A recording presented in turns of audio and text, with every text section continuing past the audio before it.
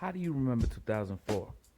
Because I remember that shit being big shirts with bigger hats on top of the biggest fucking jeans you've ever seen. Man, beyond baggy, anchor blue motherfucking jeans. Those shits were certified gangster off the fucking hanger. You know what I'm talking about? Y'all remember Houston in 2004? No. Not that Houston. I'm talking about. You remember this Houston? I know you do, motherfucker. You know why? Because he had the most popular song at the motherfucking time, bro. Like, it was crazy. McDonald's took that shit and then they put it in a commercial. They didn't even put no fucking nothing in it. They just let the music play in the background while they were taking random shots of a Big Mac. Close-ups and shit, man. It felt sort of porno-ish. It was weird, you know. He also lost an eye at some point. That scratch hasn't made you useless. Hardly, my lord. It's just an eye. God so fit to grace me with a spare. Hey, man. My name is Sweet and Sour James Jones, and we about to dive all the fucking way in and take a detailed look at The fuck happened? Houston, man. Houston Edward Summers was born October 26, 1984. LA. Summers has this to say about his upbringing. I'm from the hood and it's a different element where I come from. Different from that Hollywood scene. There's too many Fruit Loops, so I stay in the background. Music being a passion early on, Summers used to sneak into the clubs when he was 15 to be able to watch the shows. He then linked with On Point Management, who would later be known as Titus Production and Management. It wasn't too long after that shit took off. I mean, he was signed to Capitol. I Like That was buzzing like a motherfucker. And it seemed like his star power, at least to me, wasn't gonna go anywhere anytime soon. The honeymoon period for him ended, and he began to regress. The clothes I was wearing wasn't really me. I wanted to come out with my own record because that record wasn't my record. It was written for me. Now, I had to fucking stop myself from fucking laughing because his album is called It's Already Written. I mean, come on, man. You didn't know what type of party it's about to be, dog? Like, yo, and this is where shit gets really weird, right? Because we're gonna get into these stories, but there's two sets of stories. This shit that came out, you know, when this shit happened and all that, and then there's shit that came out, and then, you know, a few days or weeks after, and all of them are different. Every single one of them are fucking very. They all vary way too much. You know what I'm saying? So I'm gonna show you. The first story is the one that was told by the media, right? And it says, reports state Summers was extremely high on butt naked, ill, germ, dust, PCP. And due to the stresses of his job, he attempted to jump out of his balcony on the 13th floor. He was stopped by his entourage and locked in the first room floor. It's here where he finds a fucking plastic fork and gouges his eye out. Like in Saw. Alright. I am his DJ, obviously. And I'm with him most of the time each day on tour. And I'd like to say this. He did not try and commit suicide. He did not cut his eye out. He did not try and jump out of any windows. He is fine, but did have an accident and injured his eye. What happened to you? Did you get beat up by this guy? No. You fell down some stairs. I fell down some stairs. The story has been twisted by individuals trying to gain money for a story and sabotage Houston. Houston is a great guy with a gift. Please continue to support him. Thanks. DJ sounds like a fucking rider. You know what I'm saying? It's his homeboy, bro. Fuck it. This next story is from his bodyguard, who was also there. The night of the incident, we had dinner at the hotel.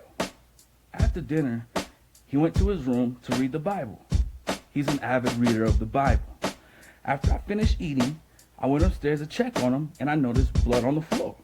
Houston usually has really bad nosebleeds, so I asked him, "Are you okay? Is your nose bleeding?" He said, "Yeah, my nose is bleeding, but I'm cool. I'll see you in the morning. I can't wait to get back to LA. LA? LA. LA. with my family." He was lying on the bed with a towel over his face, so something told me it was more than just a nosebleed. Oh, little did you know, motherfucker. So I walked into the room to talk to him, and I pulled the towel off of his face, and that's when I saw that he had gouged his eye out. Scary shit, right? He showed no pain, and he had no remorse. He said he had to do it. He said that he had freed himself from everything, that he was happy after that. He said that he was changed and ready to go. That symbolic statement basically freed him from all the pain he was in. He feels like he was closer to God. Now, obviously, there's a lot of conflicting details just in those two stories, right? I mean, come on. It's a little weird, and they were both there. So let's go to the next phase of stories. You know, in the following days, I mean, it seems like these stories change so much in a way that could only be called, well, I guess it could only be considered an attempt of damage control. You know what I'm saying? But I only say attempt because it's much like a suicide attempt. It didn't go down too well.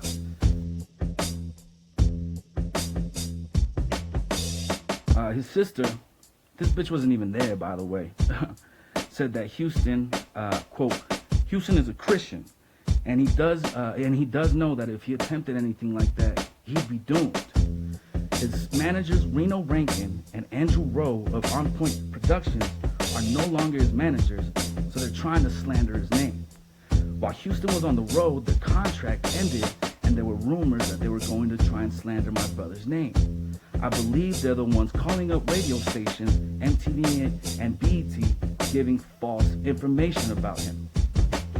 Now, his sister did acknowledge that her brother was injured while overseas, but she's calling it an accident. I fell down some stairs. No, you didn't. You shut up before I throw you down a flight. You see recurring theme here? She said he's all right, in good spirits. He's not depressed, on any medications, or under any psychiatric care. He was just in surgery, and he will be home coming soon in a day or two. Everything is well. You lying bitch. All right. So let's see what On Point Productions had to say. In September, Houston was hospitalized. We had to cancel everything from October to the end of the year. He was diagnosed as schizophrenic. He was supposed to be in treatment and on medication, but we had clearance by the family to work half the time. When he went to London, we were told he blew it on Choice FM Awards and that he was spiraling downwards. He was carrying a Bible around and just doing things that weren't normal. They finally got to Dubai, and that's where things got really bad. He said he wanted to hurt himself bad, and he was really on the brink. When he got back to England, that was when we finally got the call that he had stabbed himself in the eye. By now, you want to know, what did Houston have to say about all this shit, right? Well, he didn't say anything for a long ass time. I mean, this interview that I'm about to tell you about came out in like 2009 or some shit, right? The original fucking accident happened in 2004. That's 5 years. It's a hell of a long time to fucking finally explain some shit like this, right? I mean, fuck, it's a fucking, I mean, look, come on, you know what I'm saying? So he said, I got an eye injury dealing with certain thugs, dealing with certain gangsters, and certain mafia. I had to get out of that industry for a second and take a breather. I mean, by breather, do you mean your eye? What the fuck? You know what I'm saying? Like, what the fuck do you mean? What is this accident that people keep saying? Injuries and shit. Like, what's the fucking accident? Someone tell me what the accident is, because, I mean, I understand it may not have been him gouging his fucking eye out, but how does one just lose an eye? You know, it's not your fucking car key. Now, in all this research and shit, I found this condition. It just kept popping up again, but it wasn't mentioned in any of his shit, right? It's self-enucleate. Oh, hold on, I'm sorry.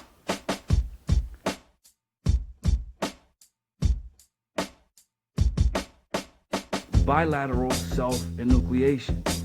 It's defined as self-enucleation of the eyes in an extreme but fortunately rare form of self-harm.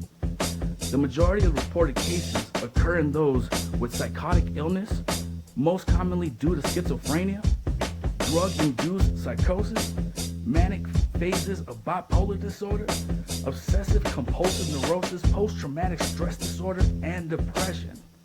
Alright, so, we're starting to see a little something here. There's only 50 reported cases of this shit, right? But Houston isn't considered one. I read through all 50 fucking cases. They're interesting because a lot of things pop up that remind me of what happened to Houston, more than just the fucking eyes, you know what I'm saying? I'd like to now introduce you to Teen Mom, Kaylee Muther. Yeah, motherfucker, the show Teen Mom. She's not just some fucking random bitch with a kid, okay? But anyways, look, I mean, she's pretty, right? Be an awful shame if...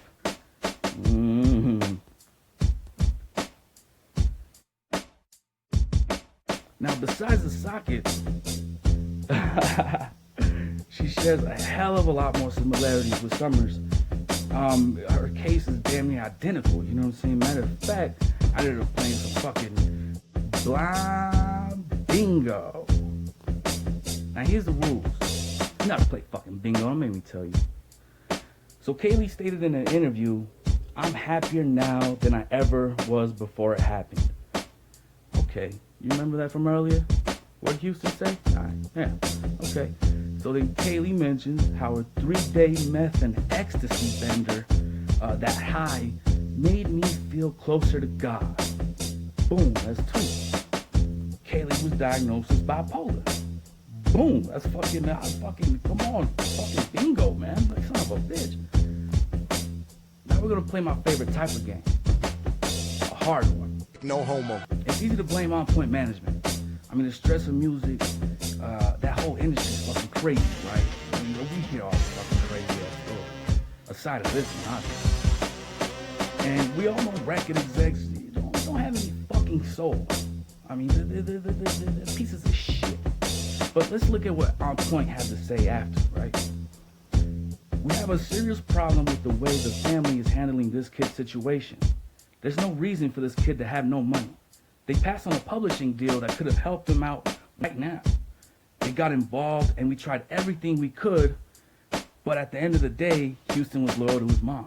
I don't have any problem with that, but they're not capable of handling a kid like that. The kid was a star. He had a great opportunity laid out, so he should have had proper housing and a nice car.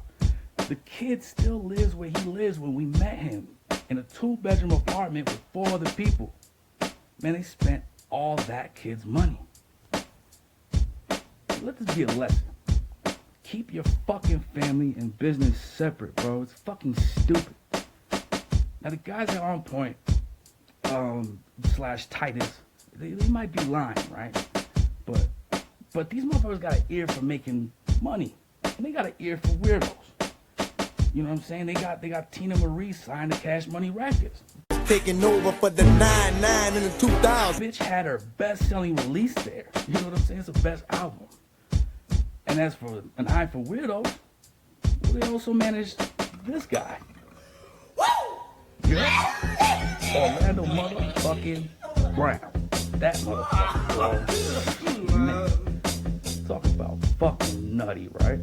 Now, if a clean image and good mental health is what you're looking for, then, you know what I'm saying, this guy, I do, yeah. This guy ain't it. Now, I'm not sure what the story is with Orlando, because there's no mention of him splitting from the company, and the last tweet or mention from On Point or Titus Manning came from 2016, right? And that was about the same time when Orlando Brown was starting to go full fucking retard. Everybody knows you never go full retard. Now, sure, had they stayed in the game, he probably would have been dropped too. I mean, come on. This motherfucker said that Nick Cannon topped him off while dressed in drag. Just have a seat right over there. Now, it leads me to my conclusion. Who fucking cares? What matters is that you stop fucking around with your mental health. Go get fucking checked, man. Talk to those close to you. They might need somebody to talk to. Find a good outlet for that shit in you and release it. Because you could ruin your whole situation if you don't. You could lose your job, family, eyesight, fucking even your life. My name is Swing Sour James Jones. This is 7 Degrees. I appreciate you taking the time with me.